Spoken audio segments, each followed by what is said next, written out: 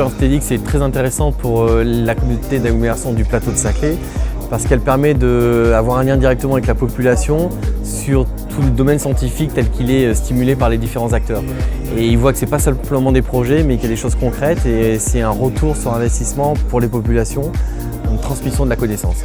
L'expérience TEDx, je trouve que c'est une expérience quand même assez unique, innovante et intéressante parce qu'elle permet de découvrir des sujets peut-être iconoclastes dans certains cas et qui permet de s'ouvrir en fait l'esprit. Moi je suis assez fasciné par l'expérience TEDx parce que je la résumerai comme ça, c'est l'expertise au service du rêve et de la réalité. Et pour moi c'est fantastique parce que tout progrès, un jour il faut quelqu'un les rêver, se convaincre que le rêve ça peut devenir une réalité demain. Et quand c'est expliqué par des experts ou des gens qui sont complètement dans le sujet, c'est un très très bel outil de partage. C'est un endroit, un croisement entre plusieurs types de publics.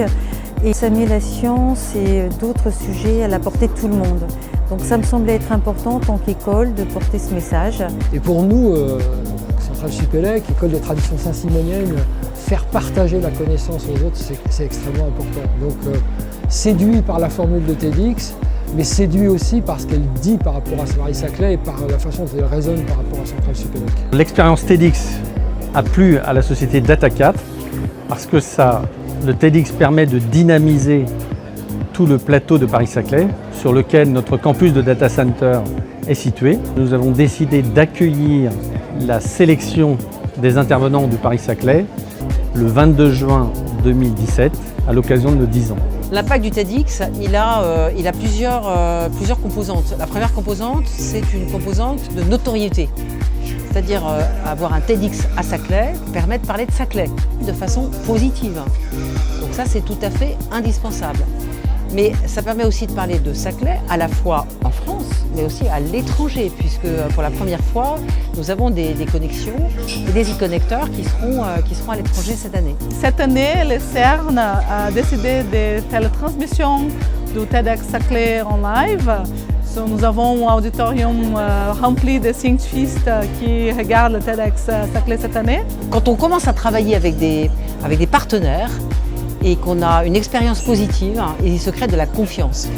Et donc toute opération de type TEDx Saclay devrait permettre aux différentes personnalités de mieux se connaître, de mieux se comprendre et de prendre confiance pour pouvoir ensuite travailler véritablement ensemble.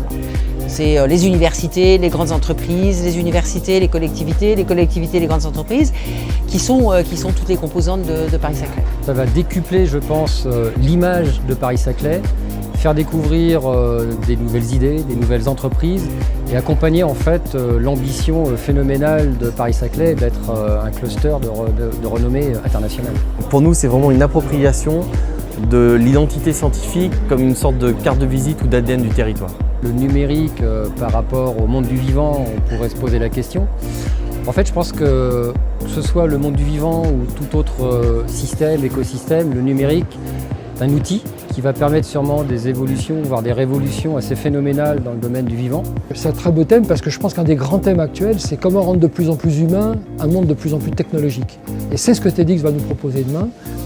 Et puis plus généralement, on se rend bien compte que dans les problématiques de développement durable, c'est pas la Terre qui est en danger, c'est le vivant sur la Terre qui est en danger.